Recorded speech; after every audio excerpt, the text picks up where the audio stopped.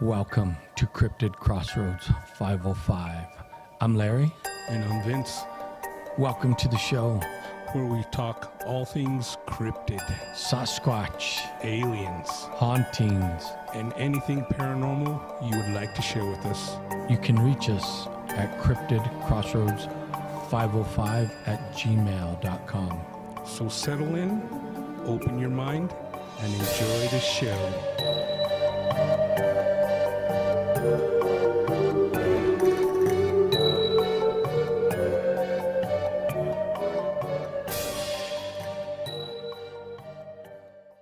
Hey, welcome back to Cryptid Crossroads 505. We're back here doing it once again. Vince, give me a shout out. Hey everybody, welcome back to the CCR 505 studios. That's right. Here in windy, hot Albuquerque, New Mexico. That's right. It's been the weekend with the heat wave that's rolling through, and man, do you feel it?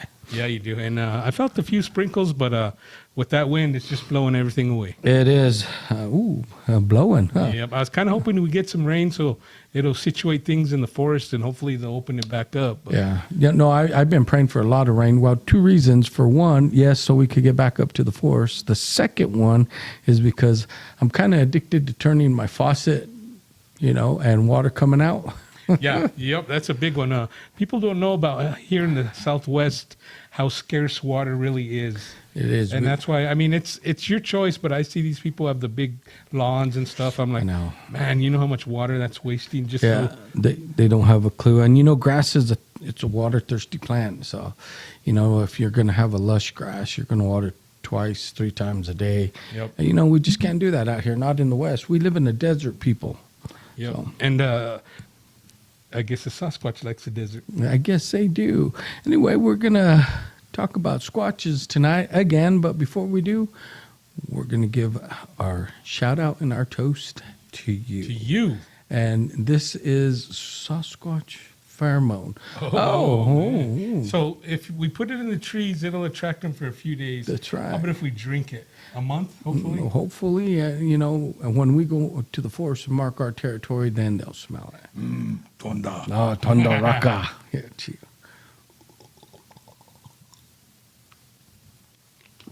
Oh. Woo. All right. I think mine was Bigfoot urine. Oh, maybe. Is that why it's a little burning going down? I've tasted this before. Tastes a bit nutty. All right, so anyway, we'll start it off. We're a little early as far as Expedition Bigfoot goes. I can't talk about the latest episode because that's not till tomorrow morning. Right. But what I can talk about is, and we've mentioned it before, but I read an article on the internet about gene therapy, and I didn't realize that gene therapy, mapping the human genome, and when it started in the early 50s. And a lot of people think it's relatively new, but they've been working on gene therapy since the early 40s, 50s, and at times, I thought, because of what people say that the Squatches are part human Right. and part ape, I thought, wow, was it UFOs or somewhere down the line they mixed? And I always think about gene therapy. And I thought, well, maybe, in the 40s, because it wasn't until like the 50s when the first Bigfoot, got recognition. That's when the term Bigfoot was coined. It was coined. And that's when they were in California. They were logging the forest, and that's probably when the first non-native came across tracks or recorded event anyway, when he went to the news and stuff. Right. But back to it, and then I started thinking, well, could this be like the Dogman? Is it a hybrid that gene splicing took place? But then, I think back, and you hit where I was going with this. It can't be, because if we go back through history, all the tribes for hundreds of years, they have their folklore about these creatures in the forest. Right. And there's just been a few things that have been running through my mind because, of course, the RNA technology. And if any of you are not familiar with CRISPR, which is a gene editing tool, it's real controversial today because, we could develop kids that are blue eyes, blonde hair, even though the parents ain't. They could slice and insert those genes into them. And, they really look at it for the betterment of mankind. But I'm like, couldn't we possibly use it for malicious intentions too, like to create hybrid creatures and whatnot? Right. Now they're saying they're trying to use it for the betterment of mankind. Certain genes, certain traits for people. Isn't that what Adolf Hitler wanted? That's exactly what he wanted to do. And, up in Dulce, they always have a lot of Bigfoot sightings in that reservation and in those woodlands too. But we know that we've talked about the Dulce bases up there and the levels. I was reading another article that said, the 6 levels, and the government working with the aliens, you had to have special clearance to get to the 5th and the 6th level. And they were saying that the 6th level of that base is where a lot of this gene editing and experiments were going on, where creatures were being mixed, and even humans. They were saying there were human genetic experiments going on down there. And, it's all theory. I don't know anyone that is actually seen it, or I should say I don't know anyone close to me that I would give credibility to, right. But many people have said they've seen it. But, I just was thinking, right now, gene splicing. Do you think there's a connection there between when they started gene splicing and maybe the Bigfoot? Or that's what I was thinking because of the human DNA in it. And but like you said, Native American folklore goes back. These creatures supposedly been here as long as the Native Americans. And that's what throws a hook into my theory, right, and yanks it out of the water. But no, lately gene splicing's been on my mind because I know it's a big topic, and I know that we're doing it. My son recently sent me an article that talks about Yale University, the what's it called, where they study the brain? Neurology. The neurology department there recently reactivated a dead pig's brain for like up to 36 hours. Now, they said they don't think it had consciousness, but they reactivated it with what they called brain X, and it started functioning. The brain started metabolizing sugars, the cells, and everything. But they said, but there was no consciousness, or they would have added a sedative, and that's kind of crazy. Yeah, that's playing God, and that's some Dr. Frankenstein stuff. And that's what this article said. It's Dr. Frankenstein stuff. But I just always think, because people say they look so human and whatnot. I'm like, wow. I don't know where to go back to see where the crossbred went, or was it truly alien technology that, let's take it back to the Anunnaki, because they talk about stories, in the, like, what's the tablets that hold the story of Gilgamesh? Cuneiform. The cuneiform tablets in Sumeria, which talk about, one of these ancient gods, or I want to say Gilgamesh, but it's not. Or is it Gilgamesh that had a hairy friend, and he was a hairy friend that lived in the wilderness, and supposedly those are the ones that came and spliced the DNA and made us who we are now. That's pushing the envelope if you're a Christian, because of course we're created by God in the garden, Adam and Eve, but you got to take everything with a grain of salt. But it's out there, and it's written in cuneiform. And who knows? And I'm sure you're familiar with the. I seen the movie. I know there's a book, The Island of Dr Moreau. Yeah, and he was trying to create hybrids, human, animal, and like we said, with these movies, maybe there's a grain of truth to some of them. They got the idea somewhere. I always say movies get the idea from somewhere. And, whether it be a story, but then that story got the idea from somewhere. So, right. And nothing new under the sun. If it's been done in the past, it's going to be done in the future. Right. There's nothing new under the sun. We just go in circles and cycles and regurgitate everything that we've previously learned and are learning. But no, I just was really thinking about gene splicing. But I also wanted to watch the new Bigfoot documentary, and I just haven't had time. Now I'm a little leery because it's about nothing but eyewitness accounts. Yeah, those are. I watched a few of those. Yeah. Those are hard to sit all the way through. They are, because it's just on eyewitness accounts. Now I could take an eyewitness account, a short clip here and there, but a whole documentary where that's it, and no hard evidence, no proof, nothing they picked up on their own. Right. I'm like, you're not showing me any territory that you're scouting. Right, and you don't have any even audio. Right. No, it's a touchy subject, but we're always talking about it. We're on it. Now, I've mentioned this in the past. I've been watching that Alaskan killer Bigfoot. Right. Okay. Now that for some reason it's hard for me to get an episode through the episode because of my work and stuff. I fall asleep. So last days off, I sat and I watched a few more. I watched the one where Ron Moorhead went out there and blast the calls. I did see that and, one. That was crazy. They were getting stuff thrown at them. Right. And then the following episode, they had the idea, there's this tree, a huge tree in the forest, and they think it has significance to Bigfoot, or they have a name for it, the Alaskans. I forget what it is. I don't remember either. But anyway, this tree, it's a huge tree in the middle of the forest where it's all scratched up and stuff. And they think it has some kind of relevance with Bigfoot. And a lot of the folklore says Bigfoot lives in trees. And that's why when they're trying to settle that, Port Hook? Port Hook. Port Hook, that's why they got driven out, because they were cutting down trees. They were logging. All right. So one of their things was they were going to build a little structure to see how they react. Right. And they had the idea to put a tree stand up close to that big tree. Well, I mean, let's look at one of the recent episodes we talked about on Expedition Bigfoot.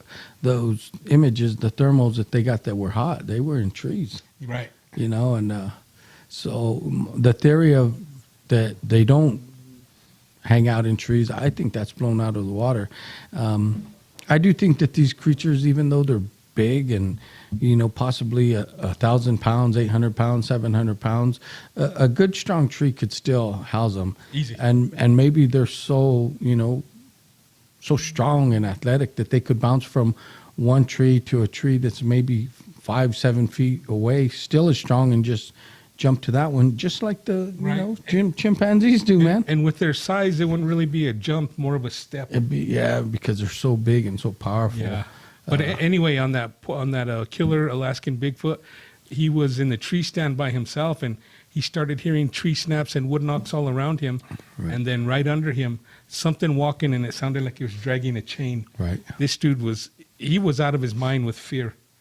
I think I don't blame him. He was saying, he was almost crying. He's like, I got to get down. I got to get out of here. And he finally got down, and that thing followed him. And it just cuts to the next morning, and he starts talking about what happened. And he said, I'm not even sure if I made it back to camp last night. Wow. No, it's interesting. I don't know. I know that I looked at another map, and I guess we got to get up to the Pacific Northwest, because that's where we're going to stand our best chance to get some real good interaction. It's right. Like we've talked about, there's a lot of unexplored land, and you got to be the lucky one. But good God, there are tons of sightings up in that area. Now, in this area, I think it's a little different. I think there's more sightings here than people think. I think a lot of them go unreported. Unreported, yeah, I believe so. Because just looking up by Farmington, Lower Fruitland, the San Juan River Basin, that's supposed to be a hot spot. But if you look on the map, it's not. It's not riddled with sightings. No. But like I said, I don't think the BFRO or whoever compiles these maps really takes New Mexico serious when it comes to Bigfoot sightings. No. Because they think, they're in the desert. What are they talking about? Maybe they just saw a mangy dog. No, and I haven't seen the footage, but I did hear, of the little Navajo casino out there, Satellite Casino, and supposedly they got footage of them going through the dumpsters. Right. But yeah, I haven't seen that either, but I've heard the same thing.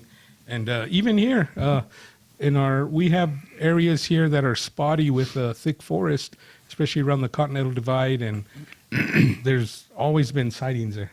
Always. And I think they are nomadic.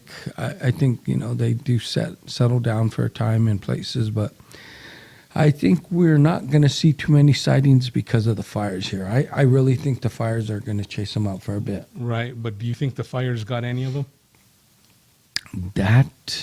Well, like we talked about, I don't think so. I think these creatures they have intelligence. If they smell the fire, they know. But also there's been other reports, like in other forests, where the fire has got them. Well, in that, it was like during the Mount St. Helens eruption. We know that, they couldn't escape that. That was just too quick. But, I don't know. That's another one of those theoretical questions. Did the fire get them? Or I don't know, man. Yep, I'd like to be up there scouting around, but we can't get anywhere near that. So I guess if we find some hot shots that were fighting the fire up there, we'll just have to ask them, hey, man, by the way, did you guys see any Bigfoots? Yep, any charred creatures. Right, were they running out? Right, and then, and like you said, they're probably intelligent enough to get out of there, but like with any animal, any species, there's always the old and sick that don't move as fast. And that's a good point. Yeah, so I just something to think about, because people have posed that question to me, and I'm like, I don't know. I would think they're smart enough to get out of there, but like, a foot injury, right, something. The injured ones that can't move as fast, you're right. And it's possible. So if you're listening and you're a firefighter up in that area and you've seen one, let us know, man. Yep, let us know, because we've come across stories on the internet about firefighters or after the Mount St. Helens when they've been looking for them. Yep. Yeah, these and I read an article. I don't know if you kind of heard the same thing, but there was I guess it was a tourist boat going through one of the rivers, and I don't know if it was in Colorado or where.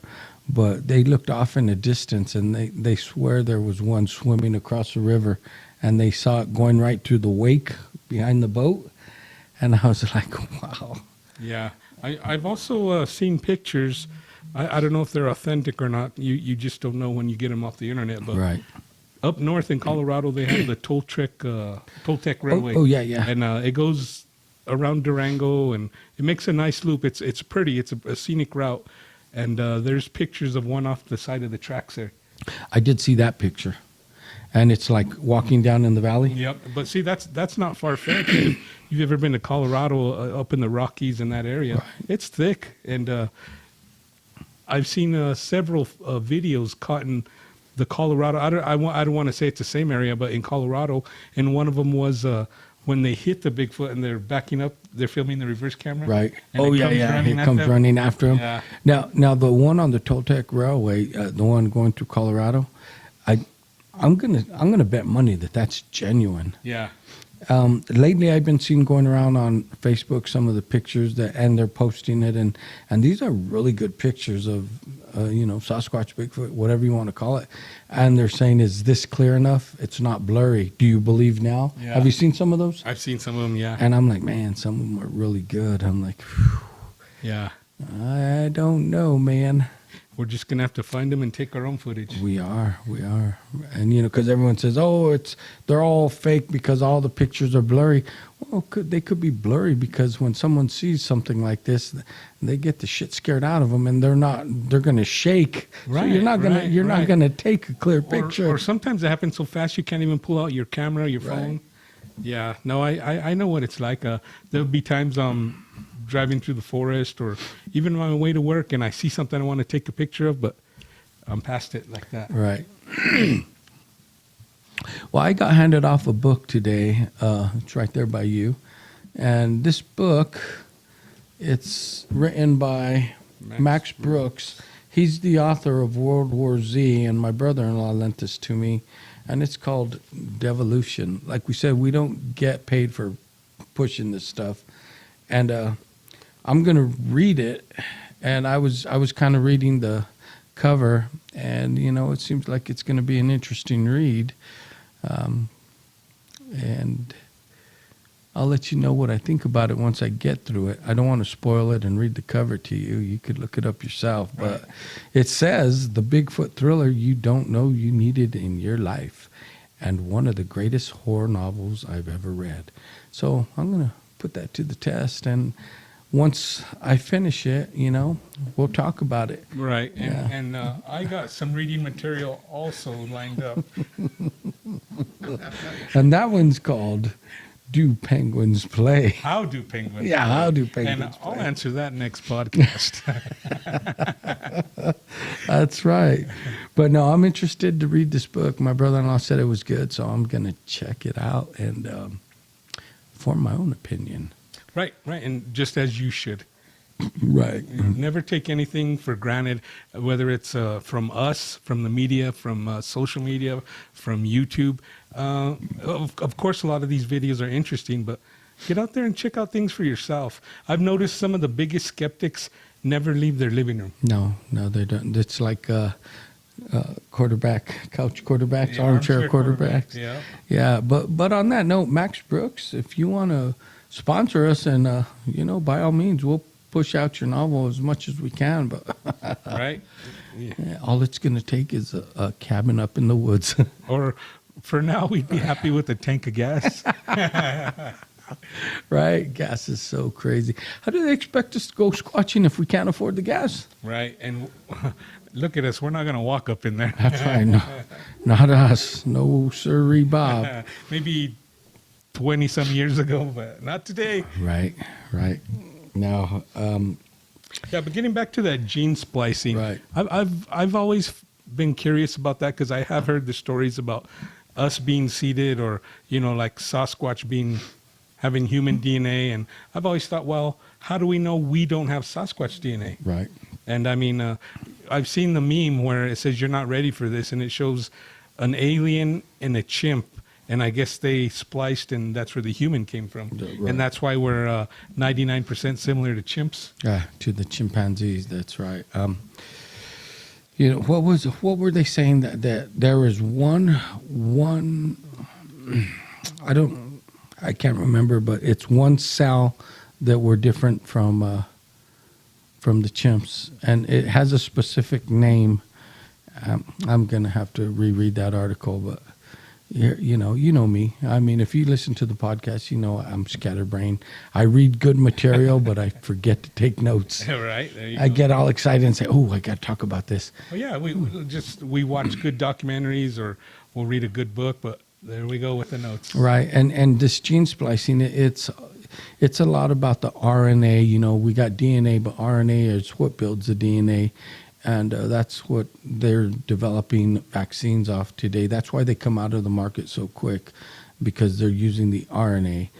And people are saying, well, we need to get back to doing live cultures and developing vaccines the old way. And I hate to tell you people, but that day's gone. Right. RNA is a new technology, because they have these gene splicing tools where, they're looking, and they're wanting to be able to go into the womb, and as a baby's forming, splice the DNA because of the mother and father's history of what diseases may possibly be carried on hereditary, and they want to eradicate them. And what this allows is they cut out the bad genes that they find that are going to cause these, and they insert the good genes, and those good genes will create the other cells throughout the body to reproduce these cells, which won't have the disease.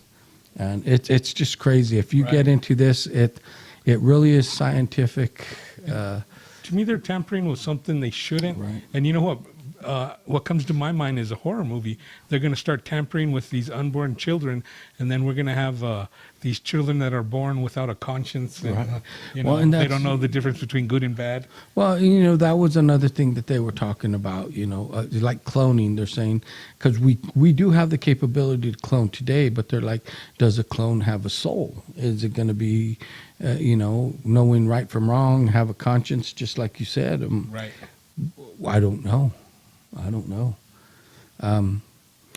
I just want to clone 5 more of me so I could stay home and send them to work. Right. Imagine if all 5 of them had jobs. You could drive your big truck anywhere. Right.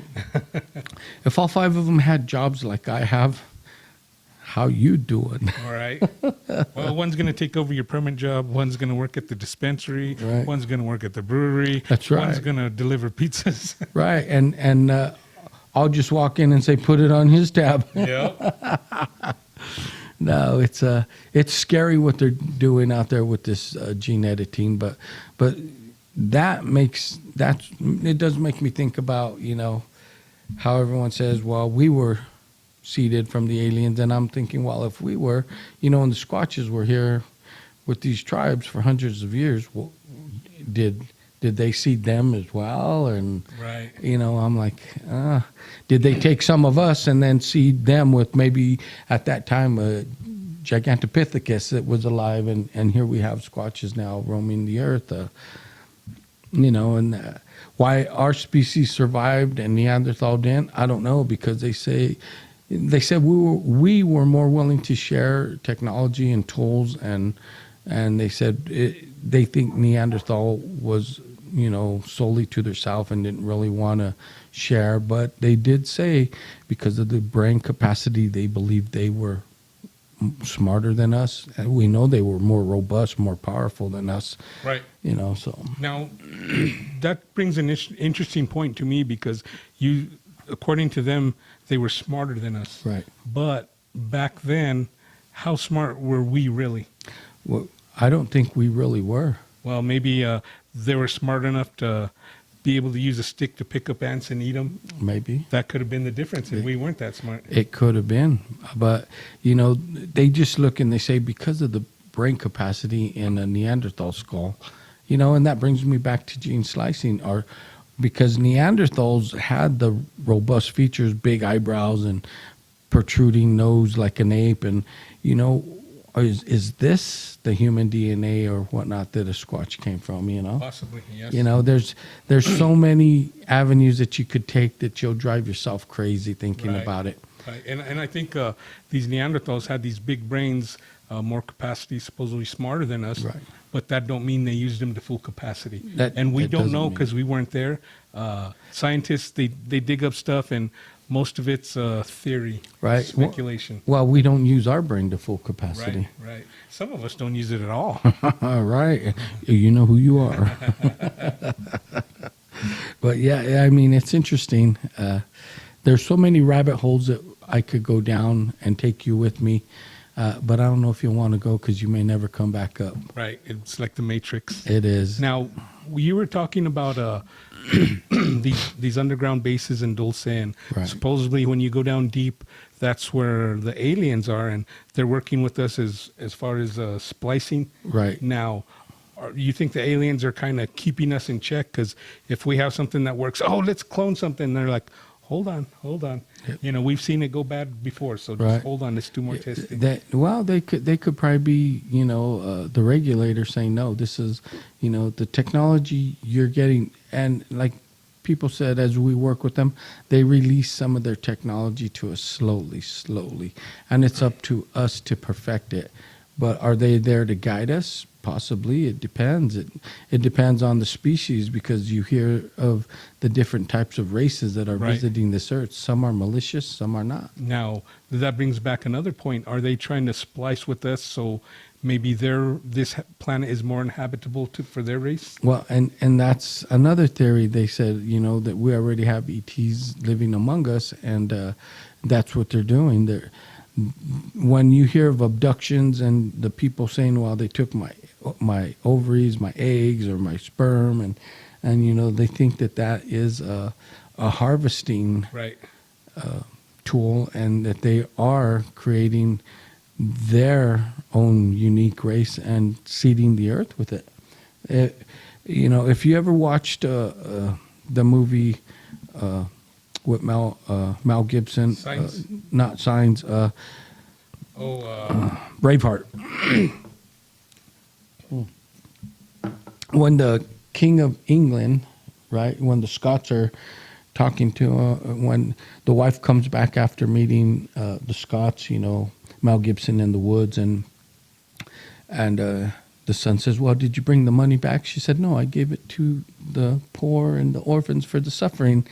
And the dad says, it goes on, and he says, well, if we can't fight them out with war, then we'll breed them out. Yeah.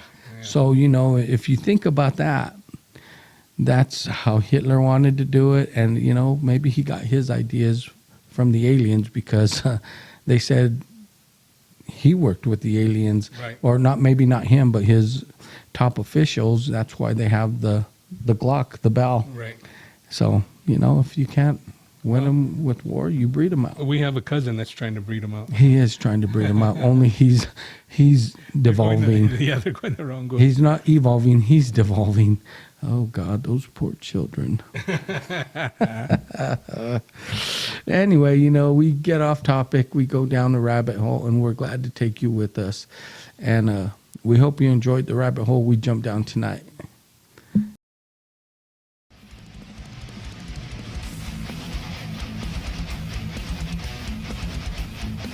Hey, thanks for watching. We hope all you YouTubers enjoyed the show. That's right. And don't forget to reach out to us at cryptidcrossroads505@gmail.com. Peace. Peace.